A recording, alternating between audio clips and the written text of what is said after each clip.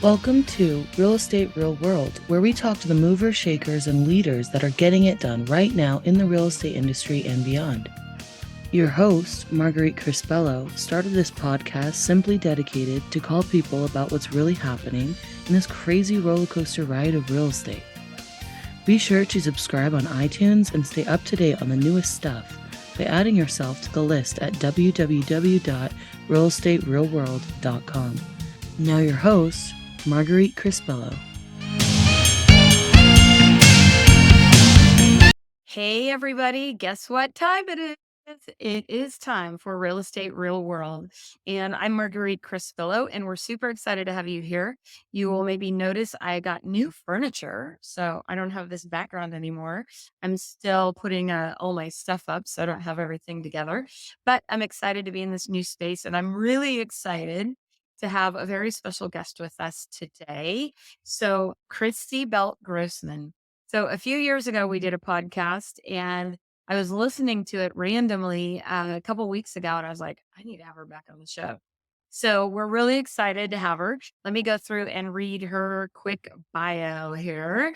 So Christy Belt Grossman is the founder of Ops Boss Coaching, the world's premier resource for coaching, education, and community for those in administrative roles in real estate. She keeps an elite roster of personal coaching clients and has a team of 13 around the country. Christy is proud to have trademarked the term Ops Boss, which I love, as part of the mission to level up and change the vernacular around operations professionals and leaders. She's affectionately known as the $1 billion Ops Boss because of 23 years of experience as a former COO of one of the nation's first real estate teams to achieve over $1 billion in sales. A self-proclaimed, got my tongue twisted there, geek at heart, Christy is the creator of Be a Boss class series, which over 6,000 have attended, has been interviewed twice on stage by Gary Keller, written for Inman News, and been a featured panelist at Inman Connect. When she's not pouring into her family and clients, you'll probably find her with her other true love, Bill, her husband of 40 years now, at a college baseball game or traveling in Paris. So very good to see you, my friend Christy. Lots has happened since we last talked. It's great to see you. Thank you for having me. I know. I recently moved my little camera here and still figuring out this whole new studio thing, right? I took my home office, which has been a disaster zone for the last couple of years after we did a major remodel on our house. So this kind of ended up being the catch-all room. I'm sure you have one of those. Oh, yeah. The catch-all drawer, the catch-all room, the catch-all, yeah. And so I finally was like, all right, enough. So I had to clear it out and put my furniture in here. So I'm excited. But welcome, welcome. Good to see you. Really. You bet. I was looking back and we recorded our original podcast in, I think it was 2017. So it's been over 6 years ago. And what's funny, and maybe you can answer this question for me. I don't think that real estate agents have changed that much, meaning that they are still, I would venture to say, and correct me if I'm wrong, that probably 90% of agents operate in like this chaos mode and don't necessarily get the help that they need. So I'll let you dive into that first question. What do you think? I think you're 100% on target. And I think it was camouflaged over the past few years because we had such a booming market and people could hide all of the chaos and feel really productive because it was easy to be productive. And then when the market changed, now we see all the opportunities for growth that we all have. Oh, I like to hear it that way. Opportunities for growth. Because what came to my mind was, who was it, that Harvey Mackey that you see who's naked when the tide goes out, right? 100%. And let me tell you, there's a lot of people whose knees are shaking right now. Exactly. Tell me let's talk about pretty much, because I want to believe that probably the beginning of 2020, when we had all the COVID and all that kind of stuff, that things changed like in a huge way. Did you also see that a bit from your perspective? And help us understand a little bit more about what you and your company do. Yeah. So last time when we did the podcast, I was still leading the operations on my real estate team. And since that time, I hired two people, replaced myself on the team, left the team. I was doing two things, right? You've heard that saying, when you try to catch two rabbits, you catch none. So I was doing two things I really liked, but I really love coaching more and education. So I replaced myself on the team. I now have a coaching and consulting team of 13, and we do education and group coaching, elite coaching, and events for operations people at all different kind of levels. Yeah, we're actually seeing right now is when we had a big boom, just like realtors did, right, over the past few years. But what right now is really when people need their operations people to be dialed in because people need help with lead gen and production and systems and making sure we're getting the business we should be getting. We had so much business just flowing in naturally the past few years, and now things have changed a little bit, and the ops teams are really having to level up. So let's define operations because I always laugh. We've talked about this before of how the typical agent, they start to get busy and they grab the first person that's breathing, right? And they throw them in a desk and use that old fashioned seagull approach. They like dump a bunch of crap on their desk and fly out. And they wonder, then they always have the response, I can't get good help, or nobody, I can't get anyone to help me. Nobody knows what to do. What do you hear the most from top teams of leaders? And what does that mean to create an operations team? So I think the reason why we hear that is because there, in my mind, I look at it as three different types of agents who are leading teams, or just maybe they're in business for themselves, whatever it is. And we have superstar salesperson. I'm doing great. I'm really focused. My sales are growing and I need help. And then they top out and that they have assistant.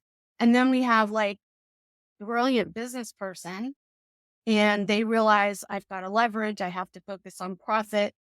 They're more of a sort of have this leverage partnership where they give things to someone else who owns that side of the business. And then we have what I call life-giving leader. And those are truly the top teams. And they have an operations partner. They have a strategic thought partner. They have someone who is bringing something different to the table from the operations point of view, but is also a leader. So I think we have this conception in real estate that admin and operations are all the same.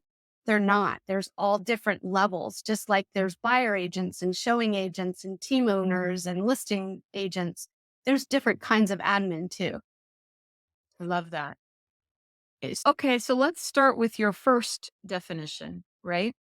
How does that person go from your first definition to your third definition, right?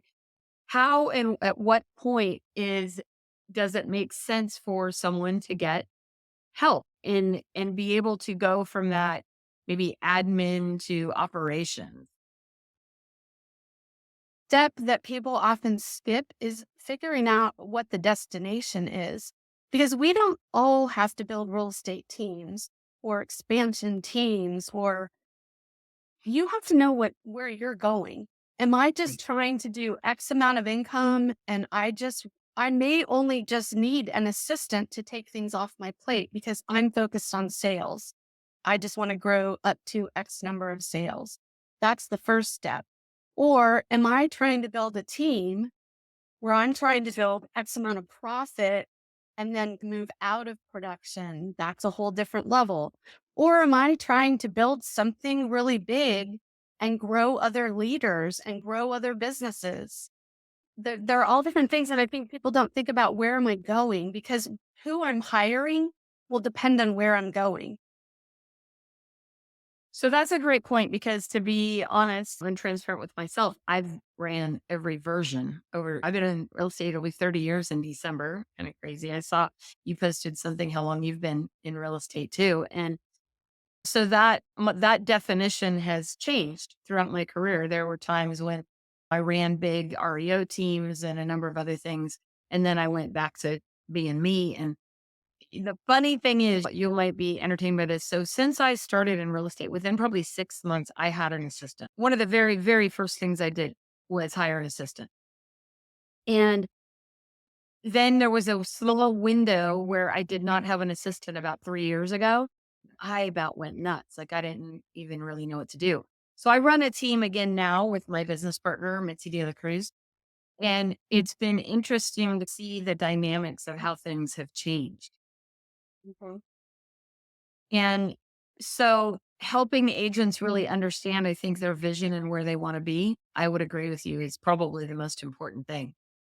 And you're running multiple businesses, right? Because you've got Yeah. your all over the country. You've got and your book and your all different things. And you've got multiple businesses. And I think people don't think about where am I going? Do I just need somebody to give me a little bit of my time back so that I'm not going crazy? Or do I need someone who can help me build big because I have great ideas, but I don't really know how to make them happen, but they will know how to make them happen? Those are different types of hires. And so before you make a hire, you have to know what's the goal, what's the destination. So thank you for mentioning my book. By the way, I love your book. yes, I ordered a whole bunch of my books. 100 Things I Love About You, and sent them out to all of our We coaches. sent them out to, we put it out to all of our clients and tell them if they are struggling with their marriage or just want to make their marriage better to reach out to their coach, and we'll send them one for free because I believe that strongly in it. I just celebrated my 40th anniversary last weekend. Happy anniversary, 40 That's a place years. in my heart. Thank you. I'm working on my next one, which is going to be more real estate related, but thank you for doing that. So back to what you were saying, is it that you help people create that hire or hire the right person? I think that's the big issue. People always want to say, but I feel like we're not making good choices in who we hire. Yeah. I think people don't have a process. They need to start with the simple things of, I call it the ABCs. So we want to assess our needs. We want to look at our behavioral profile. It doesn't have to be any certain companies or whatever. And then cultural match. And I think the assessing the needs, often know we're overwhelmed when we're making a hire. That's why we're making the hire. And we just plunge in and start interviewing people, but we don't think about what we're really hiring for. And oftentimes in real estate, we're so entrepreneurial that whoever we hire, whether you're hiring just an assistant or a high level ops boss, they're in charge of a lot of things. They might be in charge of finances and marketing and client care and picking up your dry cleaning and building your business plan, like all the things. But we need to focus on what are the top two most important. So I would tell people, like, keep a list for 2 weeks of all the things that you want off your plate or that you need help with, and then narrow it down to, they're not going to only do two things, but what are the two things that I need to hire someone that's a 10 out of 10 in? And maybe they're like a 6 or 7 or an 8 out of 10 in the other things, and then hire to those most important things. So if Oh, like and client care is really important, they're going to be talking to your customers. Maybe they're also doing your bill paying and your P&L and marketing, but really the most important thing is how they treat your clients. Then that's what you want to interview around. So it's assessing your needs there. it also seems, correct me if I'm wrong, a mistake that I really shouldn't be the one who's only interviewing, right? Because it would seem that my personality type, I'm going to have a tendency to hire somebody that I like that's like me. And that's a big mistake, isn't it? You want to hire somebody you like, but not someone who's like you. You I want like like that. them because you have to spend a lot. You're going to spend a lot of time with them, right? But you don't want them to be like you. I'll give you another tip that I have started using in my hires that I love. And by the way, we don't do hiring. We coach people after they're on the team, but we also do hiring for ourselves. And we have a user manual, CEO user manual. Everybody talks about your operations manual. And I would tell you, before you build your operations manual, do you have the Marguerite Cristillo user manual so that anyone who on your team who works with you knows how you're wired, how you operate at your highest level? And then when they get hired in their first 30 days, they can build their own user manual. And it has just all kinds of crazy stuff in it. Do we communicate at night? Do we communicate on weekends? How would I prefer a text or a voicemail, or like, how do I like to be communicated with? How fast do I expect you to respond? When do I go on vacation? What do I like to do? All of those kind of things. I started just writing down all the things of the way I like to work. Like, for example, I hate talking on the phone. I would way rather talk on Slack or text or whatever. So I have everything prioritized in my manual. I'm super high D, 99% D on disk. So I'm very direct, but You're I'm my also, people. yeah, exactly. A lot of agents are, right? And we like to get right to the point and we like to move fast. Now, if you don't know that about me, you might be offended because I'm so direct, or you might be like frustrated that I'm not slowing down. I wanted my operations person to know all of that about me before they came to work with me. So I share that in my interview process with them to see how they feel about that. I have never heard it that way. So I love that. What do you call it again? Your CEO manual? CEO user manual. Wow. Okay. And then she writes the same thing. So, for example, my ops boss is Brooke, and in my manual, it says, I love bouncing ideas off other people because I like to get different perspectives and I don't want yes people around me. I want to hear pushback on things. And her user manual says, I can bounce ideas off you and I'm okay doing that. And I'm a processor, so I may come back the next day and share additional thoughts with you. So now we like, oh, okay, I get you and you get me and we can move faster. I love this so much. This is the newest idea I've heard. And do you have an outline to ask the questions so you know what to put in it? If you go to our blog at opsbosscoaching.com, there is a blog post about the CEO user manual that gives you what the categories are that I used. You can write your own. I didn't create this idea. I can't remember who the guy's name was. There was somebody several years back, and I'm like, I love that idea.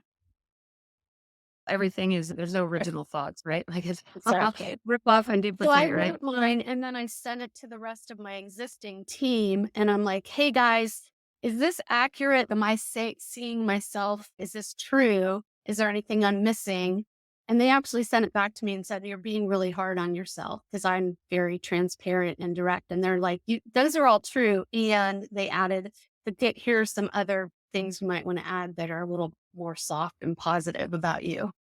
What I love about that is that I have always done like the disc profile test, right? A lot of people do. I know that Keller Williams calls it something different. I can't remember, but the disc profile test was like a game changer for me when I did it. I think I originally did it back in 2010 or 11 or something like that, maybe even earlier than that, because it helped me really see things in myself that I didn't Mhm. see. Yep. And so I have historically, when hiring somebody or talking to them, I'll share my disc profile and say, you might want to read up on me a little because I'm also high D. High D. And I learned that a lot. But what I don't have that I love that you brought up was my communication style, like the way I want to communicate and the way that I need to, how I want to be communicated with, because Mhm. I think that's probably one of the most impactful things. I think sometimes we think we're communicating things and we're not. So, as an example, you were talking about people making hires and then they get frustrated with the person. But sometimes it's as simple as they might say, we need to give our clients, the sellers, we need to give our sellers great customer service. What does that mean? Okay, that means you need to return their calls promptly. Okay, but what does that mean? To you, that might mean return their call by the end of the day. To someone else, return their call within an hour. To someone else, answer the phone immediately. Those are all Right. three different things, right? And until we get granular like that, people can't meet our expectations and then we're frustrated. That is so true. And I'll say that. So I have a gal named Heather who ran my team for 10 years. And then she left for a bit and now she's back. But having worked with me for 10 years, we figured that all out by accident, right? There was no plan. It was by default. Yeah. And it's always funny to hear when we have consulted with other people because they want to know how we work together, to hear her perspective and her way of managing me Yes. and handling me. And I think that we need more people around us like that so that we Yeah. can function properly that get us, right? But we have to help them understand what that means by getting us. And I think doing that user manual, that was our way of accelerating that. Like it took you guys however many years to figure that out. But what if all the things she's telling people now, if you had told her some of those things at the beginning, you would have moved faster. Oh, it's brilliant. So, with your coaching program, what does it look like to work with you? So, is that one of the early steps in getting to know them and your team? What does your coaching program look like? So I typically tell people to put their people into coaching after the first 30 days. The first 30 days, when you're making a new hire, they have so much going on. They're figuring out what systems you use, what programs are you using Google Voice and setting up their email. Like they don't need another thing to focus on. So we're not doing training, we do coaching. What we find is that people in this role, whether you're a brand new admin or whether you're the COO of one of the nation's top teams, the thing that accelerates you most is having the people around you who are doing what you do, to have that network. And so, just like you have your network and you mastermind with other top agents around the country, what we find is operations people are often on an island by themselves. They're working remotely or they're in an office where it's the top team, but there aren't that many other operations people. And so we have group coaching where they typically people 3 years or less in the business, where we have all of our coaches are hands on operations people. They're not sales coaches, also coaching operations. So they have a group of people, they can mastermind, problem solve, bring their actual challenges to coaching. Hey, Marguerite and I are having trouble communicating, or I don't have clarity on what's most important. How do I get there? How do I do all the things? Marguerite has 27 things on the list she wants me to do. And like, how do you guys juggle it? Those are a lot of the kinds of conversations that people who have walked down that path can help them with. And they communicate in the same way because they both have operations brains versus a salesperson trying to tell the ops person how to do operations. And then what we learn is after a while, they need a little bit more custom coaching. And so, just like many top agents have their sales or mastery coach, the operations person needs that person as well. And so our program, it's not the same across. We don't have a set program where everybody does X, Y, and Z. It's very custom. You can put 20 teams on your podcast who all have a director of operations, and their daily life looks completely different. Their teams look 100%. completely different. So, yeah. So we have different coaches who specialize in different areas depending on what people's needs are. And we place people really carefully that way. So I love that too, because so my team, I have a business partner, as I mentioned, Mitzi de la Cruz, and her and I are totally different personalities. So I I feel many times for our my operations manager who feels like she's bouncing in a bouncy ball. She's not sure how to handle things or who to respond to or what to make sense of. And I would venture to say, and I'm putting words in her mouth, but I would venture to say that she's not 100% comfortable coming to either one of us to figure out how she should handle and do things. So having that group or that coach who understands her role and understands what she's going up against is probably key to the success of many top teams. Yeah, and I think our coaches are really unique. Most of our coaches also have or do own their own businesses as well as being operations leaders in other people's businesses.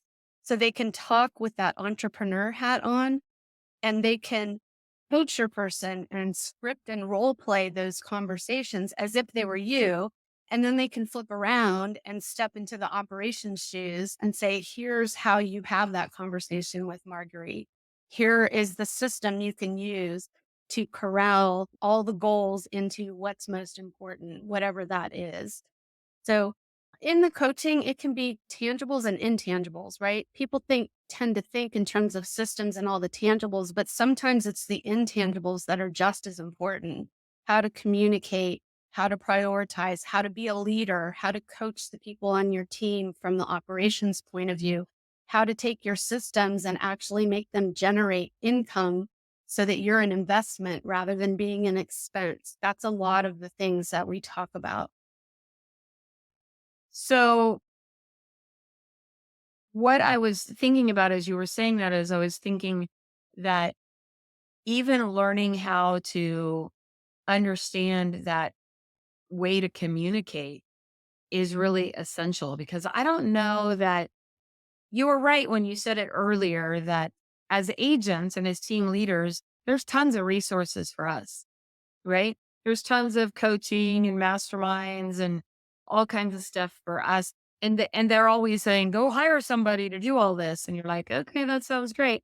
But you get caught in that bottleneck of who do I hire? How do I hire the right person?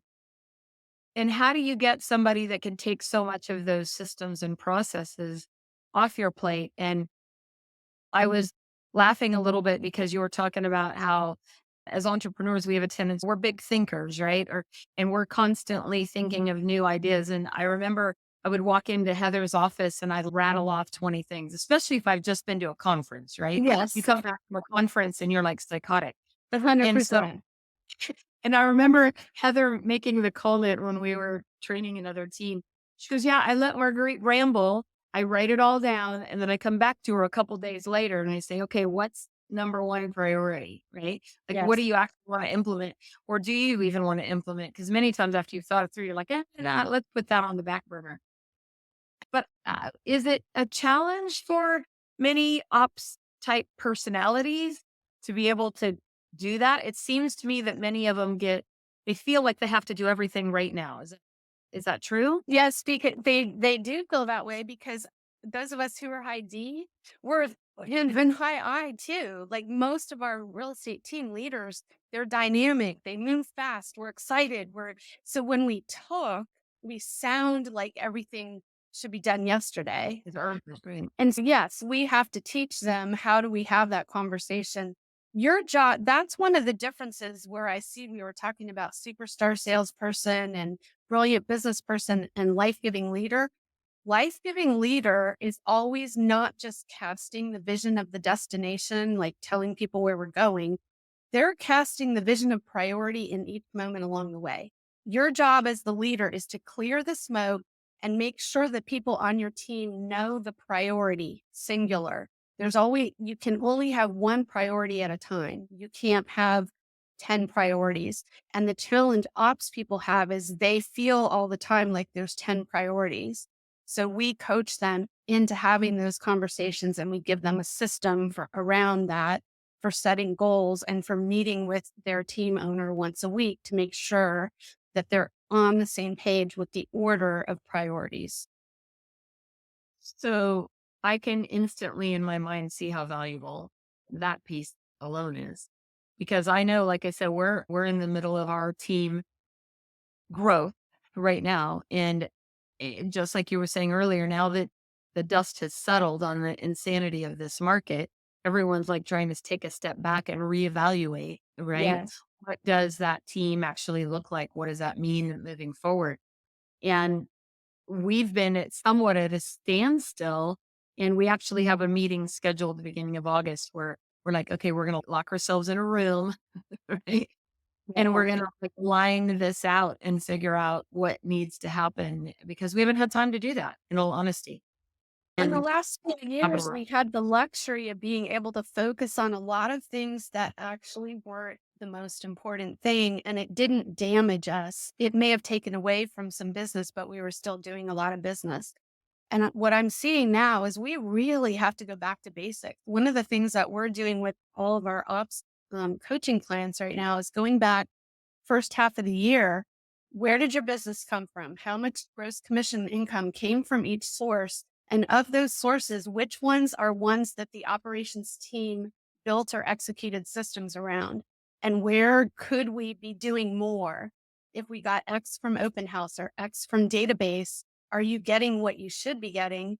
Are your systems at the level they need to be? Because there's a lot of people who have slacked in that area and they have great databases, but they're not getting 1 out of 10 from their database. And if they're not, then they need to either be communicating more, communicating differently, whatever it is, having different calls to action. There's a lot of operational things that our admin and operations teams can be doing to help their teams in today's market.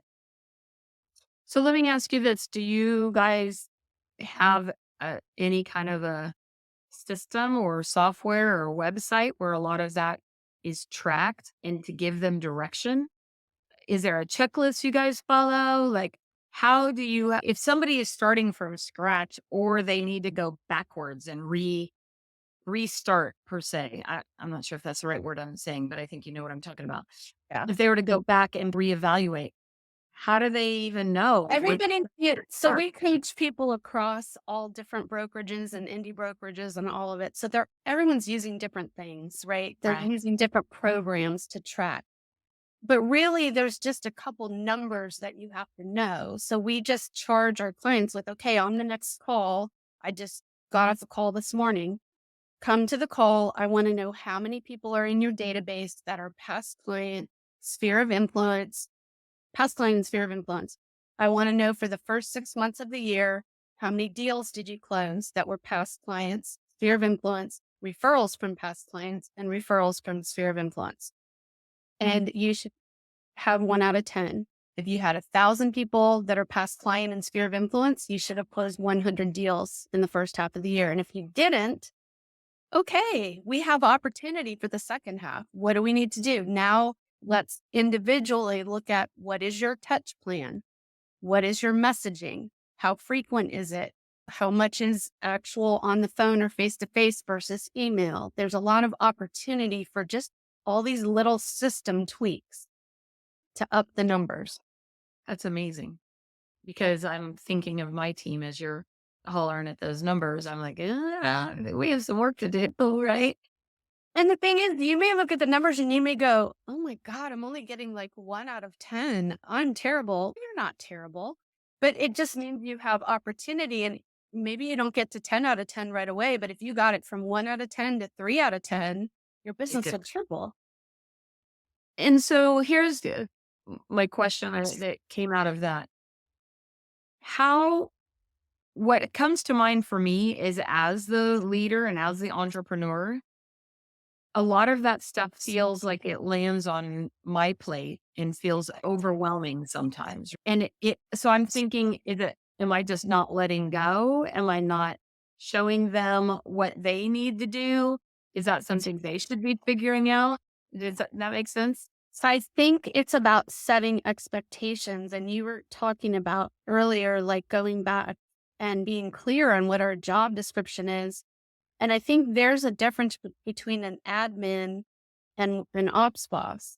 An admin is just paid for their time.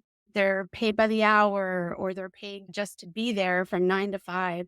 But an ops boss is paid for result. So you as a leader need to set the expectation of what the 20% of the role is, what the most important part of their role is, and what are the key performance indicators around that. So, for example, if they're a transaction coordinator and customer service is like their one thing, how do we know if they're winning at that? We know if they're winning because they're getting a certain number of referrals or a certain number of reviews. So you as a leader have to set that expectation and then hold them accountable. And then they should be figuring out how to do it. That's their job. Okay, so KPIs. And we could probably talk on this conversation all day, so we won't make it too long. But on KPIs, where can you find, do you guys provide a list of those or do you have some ideas and suggestions around those? For the average TCEA DOO, reviews and referrals are going to be number one thing because customer service. The other thing that we teach across the board is that you should be generating 3 times your salary in gross commission income to the team through executing or creating systems. Now, keeping in mind that we may not be doing the whole system, like we create the touch program, for example, but the agents are actually making some of the calls to their past clients. So it's a team effort, but we're responsible for the systems. So those are the ones I would say are most, as we get up into higher level director of operations or COO, then we're typically looking at profit dollars and profit margin as their one thing on their KPIs. Okay. So what does it look like to work with you guys, and what is the process for that? I'm assuming you guys have an interview process, or what does that look like? Group coaching, you can just enroll online. We roll the program. They're in small groups. We assign them to the group depending on the size of the team, what their role is, because we have some people who are like the single admin on a team, and we have others who are the director of operations with 3 other admin that they're leading or virtual assistants or whatever. So that you can enroll online. One-on-one, they just schedule a call with me. I do an interview with them. After I do the interview with them and we talk about business and personal, we're big believers that we coach the whole person, because you can't show up really strong at the office when your health is in the dumps or when your finances are in the dumps or whatever. So we talk about all of that. And then I will place them with who I think might be the best match for them.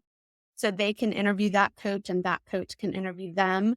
If they agree to work together, then we move forward. And then the coach also does a call with the team owner to get their input on what they're looking for, strengths and weaknesses, all of that kind of stuff. So we go through a pretty thorough process. We have a 99% success ratio in matching people. So we spend the time up front to do it right. You know what, Christy? I forgot how amazing you are. I, of course, know how amazing you are, but I forgot. And it was funny, like I said, when I was listening, it was perfect timing because I was listening to your previous podcast and I was like, oh my goodness, like I so needed to talk to you again. And it was perfect timing for today because we're right in the middle of reevaluating our team. So I'll be calling you. If you need help, you know where to call. I know where to find. So if any of you, and I know you all need some help out there, so don't try to act like you don't. But if you are interested, we'll be posting all of her contact information, of course, in the show notes for the podcast. Any last words of wisdom you want to share with our listeners today? I just love the work that you're doing, and thank you for elevating the industry. I'm super passionate about real estate as a vocation. I believe that whether you're on the agent side or whether you're on the operations side, it's a vehicle for life to help yourself and to have impact on others like no others. And I love what you're doing. So thank you for having me on. It was really a pleasure. Thank you. I feel so incredibly blessed to be in this real estate industry. I say that all the time because I don't know where I would have been had I not been in real estate. And what's the best part, I think, is being able to get to know people like you who are clear across the country from me, but we still get to know each other on social media. So thank you for all you're doing. I can't even tell you the impact you're making. So thank you so much. My pleasure. Thank you, everybody, for joining us today on Real Estate Real World, where we get to talk to all the cool people. And Christy Belt Grossman is one of the top out there and is available to help you build and grow your business in the best way that works for you.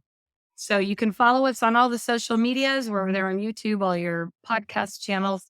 Be sure to share and make sure to listen in for future episodes. So thanks again for joining us today, Christy. And thank you, everybody else who listened in. Have an amazing day. Thank you for joining us today on Real Estate Real World, where we talk with masters and leaders in real estate and beyond on how we can raise the bar in our industry. Please subscribe over on iTunes. And while you're there, be sure to give us a review. Your reviews encourage us and help others find our podcast. For show notes and hot topics on what's going on right now in our real estate industry, hop on over to www.realestaterealworld.com and add your name to our email. Thanks again for listening.